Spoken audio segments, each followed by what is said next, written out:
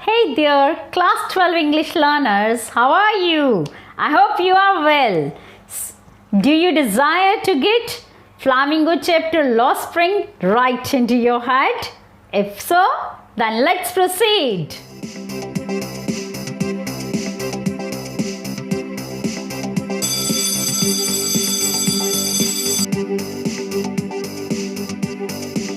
Before beginning, let me remind you that this is the second part in the series which we are already doing. So, the second part of the chapter Lost Spring, I want to become a motor mechanic. This is the second part of that particular part.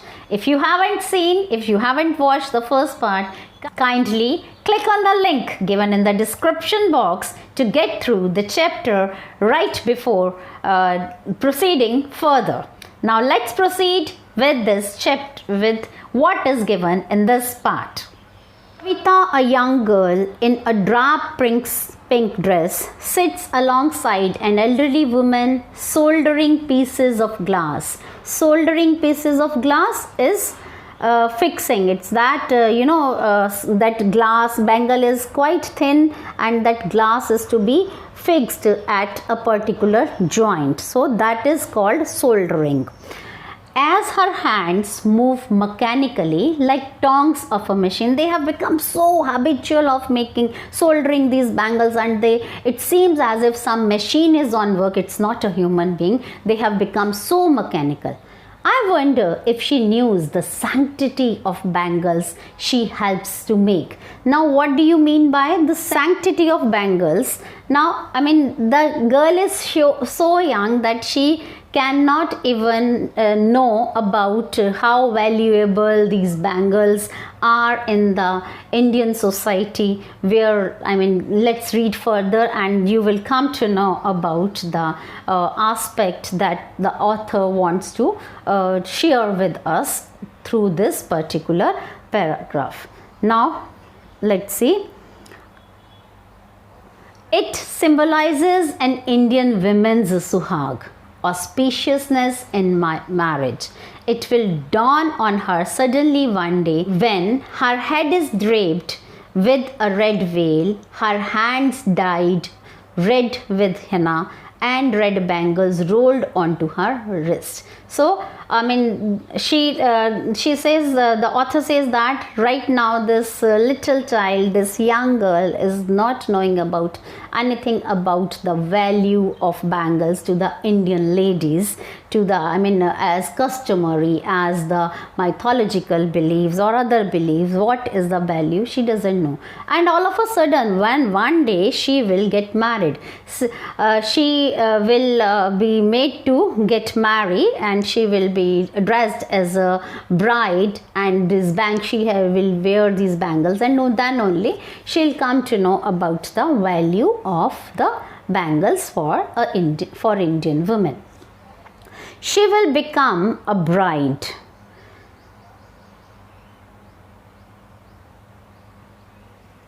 Like the old woman beside her who became one many years ago. She still has bangles on her wrist, but no light in her eyes.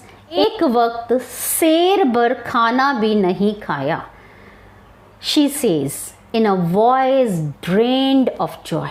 Drained of joy. What is drained of joy? That means devoid of, without any joy, joyless voice. Like she says that although she is making bangles and doing all these things, she said, doing this work is not giving them enough money to have food properly. Ek waqt means one time. This is a Hindi quote that the author has quoted just to emphasize the plight of these bangle makers, how in what worse conditions they are working, and after working, losing their eyesight, they are not able to get food to fill their stomachs and the family for even one time. She has not enjoyed even one full meal in her entire lifetime. That's what she has reaped.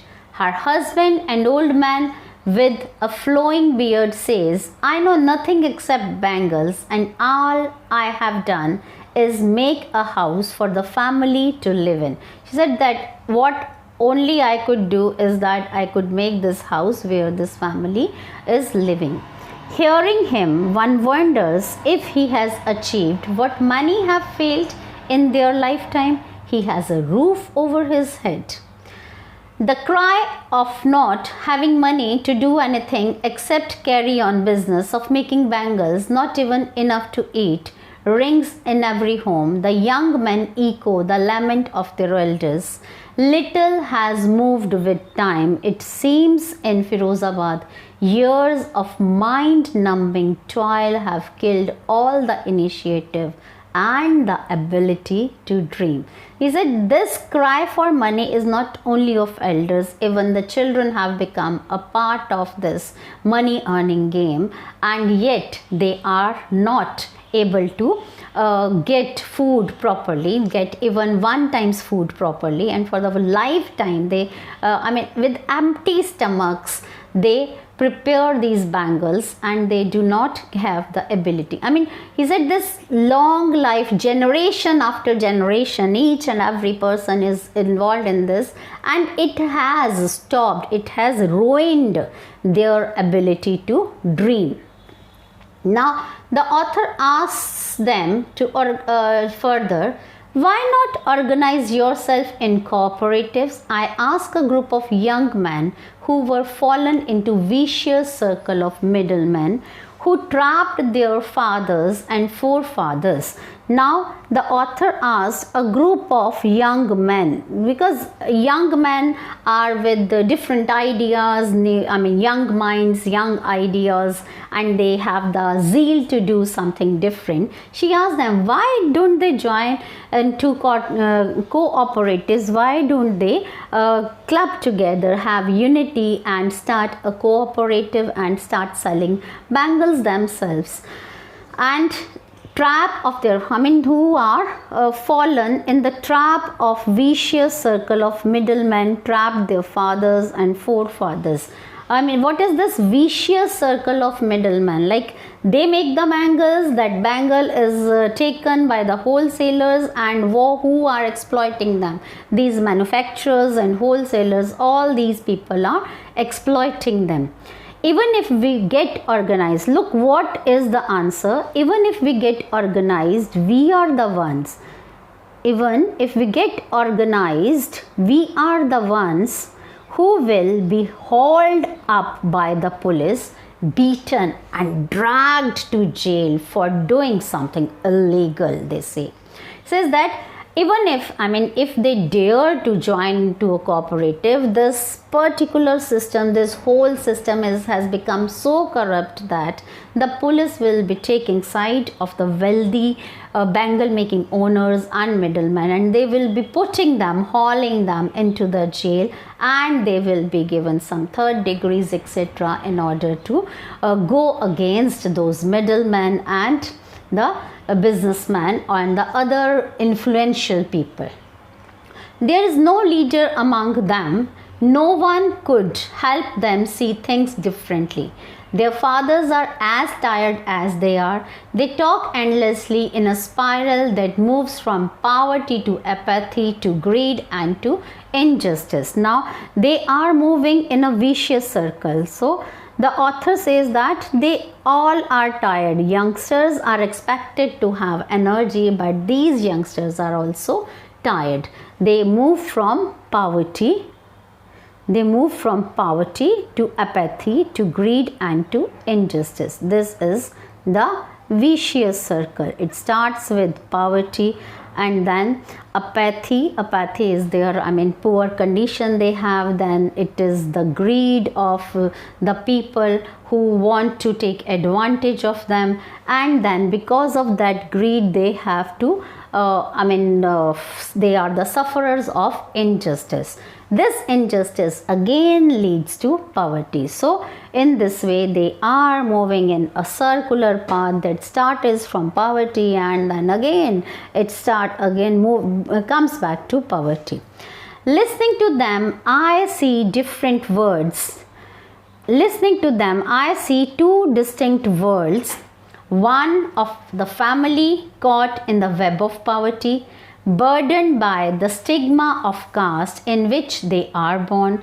The other, a vicious circle of sahukars, middlemen, the policemen, and the keepers of law, the bureaucrats and the politicians. Together they have imposed a baggage on the child that cannot be put down. Before he is aware, he accepts it as naturally as his father. To do anything else would mean to dare, and daring is not a part of his growing up. Now here the narrator is telling us that she sees two distinct worlds. One is the world of the poor people, they are in vicious circle of poverty, how they are burdened, how they are putting their children into this. And another is the world of bureaucrat and sahukars, and who are police keepers, politicians, etc., who are doing injustice on these poor bangle makers. Now to come out of this is to dare, and daring is not a part. That means they need some kind of dare, they need to dare, they need to take they need to have courage to challenge these sahukars, politicians, keepers of law, bureaucrats, etc. Together they have imposed, these bureaucrats, etc., have taken away the childhood, the precious childhood from the child, and they have loaded a baggage of earning money, of injustice on these children. In a sense, a flash of it. What is it? That is the dare. The author is saying that when she sees a flash of daring, how he is daring, as he is dreaming to become a car mechanic, and he wants to do something different from the lineage he is into.